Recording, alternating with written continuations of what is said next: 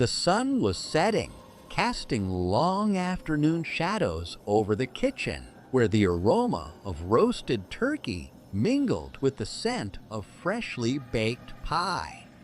I stirred the gravy in the pot, my hands trembling slightly as I felt the weight of an impending revelation. Thanksgiving had always been a time for family, a time to share stories, laugh, and reconnect. But this year, something was different. There was an unspoken tension in the air, a heaviness that no amount of holiday cheer could dispel. My parents, oblivious to the storm brewing inside me, busied themselves with last-minute preparations. They exchanged hesitant smiles that only heightened my unease. "Joel, could you set the table?" Mom called from the dining room. Her voice carried the same forced cheerfulness she had used all day. I nodded, grabbing the silverware with shaky hands. As I placed the spoons and forks in their designated spots, I overheard snippets of their conversation. "We can't keep supporting him forever." Dad's voice was low but firm. "He needs to stand on his own 2 feet. My heart sank. I knew exactly what they meant. They were going to cut me off financially. The realization sent a chill down my spine. Thanksgiving dinner began as it always did, with laughter and clinking glasses. Yet, I felt like an outsider, disconnected from the warmth and joy surrounding me. My parents enthusiastically discussed their retirement plans, their dreams of traveling the world. I forced a smile, nodding in all the right places, but inside, a storm raged. By the time dessert was served, the atmosphere had shifted. Mom's demeanor had changed. She seemed hesitant, as though weighing her words carefully. "Joel," she began, her voice trembling slightly. "We've made a decision." Before she could finish, something snapped inside me. Years of dependency and unspoken resentment came to the surface. "Enough," I shouted, slamming my fist on the table. "You think you can just abandon me after everything?" Their shocked expressions did little to quell my anger. The evening spiraled into chaos, accusations flying back and forth, until I couldn't take it anymore. I stormed out of the house, the cold night air hitting me like a slap. The stars above seemed to mock me, their twinkling light indifferent to my turmoil. When I returned, the house was eerily silent. My parents' earlier cheer had been replaced by a palpable tension. They looked at me with a mix of concern and apprehension, as though sensing that the worst was yet to come. "Joel," Mom tried again, her voice barely above a whisper. "We've decided to sell the house and downsize." "We can't." I didn't let her finish. Rage consumed me, blinding and uncontrollable. Years of feeling like a burden, of being treated like a child, boiled over. "You'll regret this," I spat, storming off to my room. As I sat there, my mind raced. The idea took root slowly, an insidious thought that grew darker with each passing moment. I retrieved an old notebook, its pages filled with meticulously detailed plans. The anger that had simmered beneath the surface for so long found its outlet. The night descended into madness. In the kitchen, I grabbed the sharpest knife I could find, my heart pounding with a mix of fear and exhilaration. Dad stood at the counter, oblivious to the storm brewing behind him. "Dad," I called softly, my voice steady despite the chaos in my mind. He turned, a look of confusion spreading across his face. Before he could react, I struck. The first blow landed with a sickening thud, his eyes widening in shock and pain. "Joel, stop," he managed to gasp, but I was beyond reason. Years of resentment fueled each strike, each one more ferocious than the last. When he finally collapsed, his body lifeless, I turned to see Mom standing in the doorway. Her scream shattered the silence, a piercing sound that echoed through the house. She fought back, her love for Dad giving her a strength I hadn't anticipated. But it wasn't enough. When it was over, the house fell silent once more. Their lifeless bodies lay sprawled on the kitchen floor, a grim tableau of the chaos that had unfolded. I dragged them to the bathroom, where I had prepared everything. Chemicals, plastic sheets, I had thought of it all. The act of dismembering them felt surreal, as though I was watching someone else perform the gruesome task. The stench was overwhelming, but with each cut, I felt a twisted sense of liberation. Days passed, and no one noticed their absence. I went about my life as though nothing had happened, convincing myself that I had finally broken free. But the silence of the house was deafening, a constant reminder of what I had done. My carefully constructed facade began to crumble when the police arrived, alerted by concerned coworkers who hadn't heard from my parents. They found everything: the remains in the pot on the stove, the acid-filled containers in the bathroom, and the detailed notes I had foolishly left behind. The trial was swift and merciless. The evidence was overwhelming, and my own chilling confession sealed my fate. The courtroom was packed with spectators, their faces a mix of horror and fascination. The prosecutor painted a damning picture of a man consumed by bitterness and entitlement. My defense attorney tried to argue temporary insanity, but the jury saw through it. They looked at me with the same judgmental eyes my parents once had, as though I were a monster, incapable of redemption. Prison is a place of unrelenting silence, broken only by the occasional echo of footsteps or the clang of metal doors. Here, the memories haunt me. Every night, I relive the moment Dad turned to face me, his eyes full of confusion and betrayal. I see Mom's desperate fight for survival, her love for Dad evident even in her final moments. The guilt is a weight I carry with me, an unshakable reminder of the price of my rage. I've tried to make sense of what I've done, to understand how I allowed my resentment to spiral into something so monstrous. I tell myself that they pushed me too far, that their decision to cut me off was the final betrayal. But deep down, I know the truth.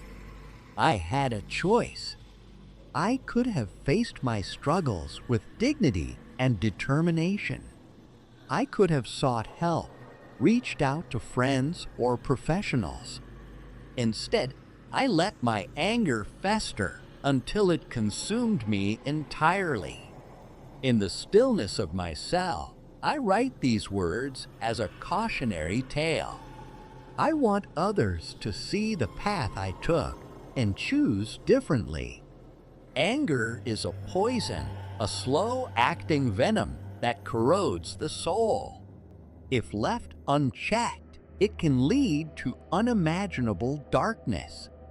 I've learned this lesson too late, but perhaps my story can serve as a warning to others. The sun still sets outside these prison walls, casting long shadows over a world I will never again be a part of. I think of the Thanksgivings that came before, of the laughter and warmth that once filled our home. I remember my parents' love, their unwavering support despite my flaws. And I mourn the family I destroyed, the life I could have had if only I had chosen a different path. Thanksgiving will never again be a time of gratitude for me. It will always be a haunting reminder of what I've lost, of the consequences of unchecked anger and despair. The trial was swift. The evidence was overwhelming, leaving no room for doubt. As I sat in the courtroom, listening to the charges against me, I felt a strange detachment. Thanksgiving was no longer a time for joy and gratitude. It had become a day etched in blood, a grim reminder of what unchecked anger and resentment could lead to. The verdict was life imprisonment. As the gavel struck, sealing my fate, I realized that my quest for freedom had cost me everything. In another corner of the country, another tragedy unfolded. Mayma Nelson, a 23-year-old Egyptian model, had moved to the United States in search of freedom and a better life. She met Bill, a charismatic older man whose charm and kindness swept her off her feet. Their relationship was intense, passionate, and fraught with underlying tensions. Bill's fascination with Mayma's Egyptian heritage soon turned suffocating. He insisted she dress in traditional attire, rejecting her attempts to assimilate into American culture. Despite his controlling nature, Mayma found herself yearning for the life she had dreamed of, one filled with freedom and self-expression. Thanksgiving presented an opportunity. She decided to host a dinner, inviting friends and Bill's colleagues in a bid to reclaim a sense of normalcy. She meticulously prepared the meal, pouring her heart into every dish. When Bill arrived home to find the house filled with guests, his anger was immediate and explosive. He dragged her to the kitchen, his rage boiling over. "You'll never be one of them," he spat, striking her with a force that left her reeling. The humiliation and pain were too much. In a moment of blind fury, Mayma grabbed a knife and stabbed him repeatedly. The act was impulsive, driven by years of suppressed fear and anger. When it was over, she stared at his lifeless body, the enormity of her actions sinking in. Instead of calling the police, Mayma's mind spiraled into darkness. She dismembered Bill's body, cooking and serving parts of him to her unsuspecting guests. The macabre act was her twisted way of taking back control, of defying the man who had sought to control her. When the truth emerged, it shocked the nation. Mayma's trial was a media frenzy, her actions dissected and debated endlessly. Both stories serve as chilling reminders of the consequences of unchecked emotions. Thanksgiving, a day meant for gratitude and togetherness, became a backdrop for unspeakable acts of violence. These tragedies, the fragility of the human psyche, and the devastating impact of unresolved tensions. As we gather with loved ones, let us remember the importance of empathy, understanding, and communication. For it is only through these that we can prevent such horrors from unfolding in our own lives. The courtroom's heavy silence echoed my own sense of finality. As I was led away, I thought back to the moments that had led me here. My anger had simmered for years, fueled by unspoken grievances and an inability to forgive. Thanksgiving had been the catalyst, a day meant to heal, but which instead magnified every fault line in my relationships. The holiday's promise of unity had turned to ash. Maima's story mirrored my own in its tragic arc. Her quest for freedom had been thwarted by the very person she sought solace in. Bill's obsession with control had crushed her spirit, leaving her vulnerable and desperate. Her Thanksgiving table, meant to symbolize community, became a grotesque scene of horror. In trying to reclaim her autonomy, she lost herself entirely. The media's portrayal of Maima was as polarized as the nation itself.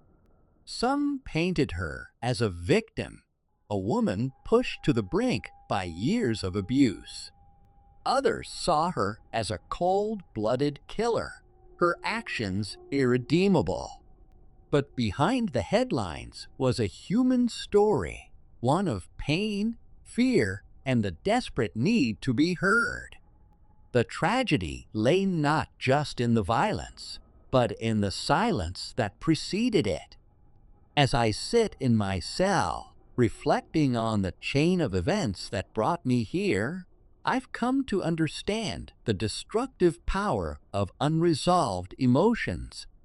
Anger, when left unchecked, festers like a wound. It clouds judgment, turning grievances into vendettas. Maima's act of defiance, though heinous, was born of the same desperation that led me to my own downfall. We were both trapped, not just by our circumstances, but by our inability to confront the emotions that consumed us. Thanksgiving's promise of gratitude and connection is one that many take for granted. It's easy to forget, in the midst of feasts and festivities, the deeper meaning of the day. Gratitude is not just about counting blessings. It's about acknowledging the complexities of our relationships and striving to nurture them. It's about forgiveness, understanding, and the courage to address conflicts before they spiral out of control. In hindsight, the signs were always there. The simmering tensions, the unspoken resentments, the small acts of cruelty that chipped away at trust. Thanksgiving magnified them, bringing them to the surface in ways that were impossible to ignore. For Maima, it was Bill's demeaning words and actions. For me, it was the culmination of years of feeling unseen and unheard. The holiday didn't create these problems, it merely revealed them. The aftermath of these tragedies serves as a stark reminder of the importance of communication. Too often, we let pride and fear keep us from addressing the issues that plague our relationships. We avoid difficult conversations, hoping that time will heal what we are unwilling to confront. But time alone cannot mend what is broken. It takes effort, vulnerability, and the willingness to face uncomfortable truths.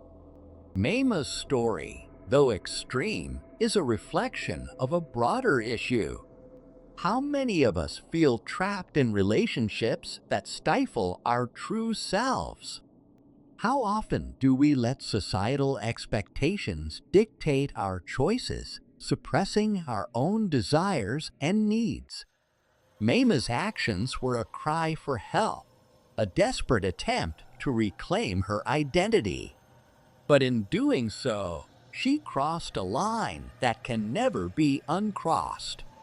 As I sit in this cell, I've come to realize that freedom is not just about physical liberation. It's about the ability to live authentically, to express oneself without fear of judgment or reprisal. It's about finding the strength to walk away from situations that harm us rather than letting them define us. Maima's quest for freedom was noble, but her methods were tragic. She sought to break free from Bill's control, but in doing so, she lost her own humanity. The lessons of these tragedies are ones we must all heed. Anger, fear, and resentment are powerful forces, but they need not dictate our actions. We have the ability to choose empathy over hostility, communication over silence, and love over fear. Thanksgiving is a time to reflect on these choices, to recommit ourselves to the values that truly matter. As I face the prospect of spending the rest of my life behind bars, I found a strange sense of clarity. My freedom may be gone, but my understanding of what it means to be free has deepened. It's a lesson I learned too late, but one I hope others can learn from my mistakes.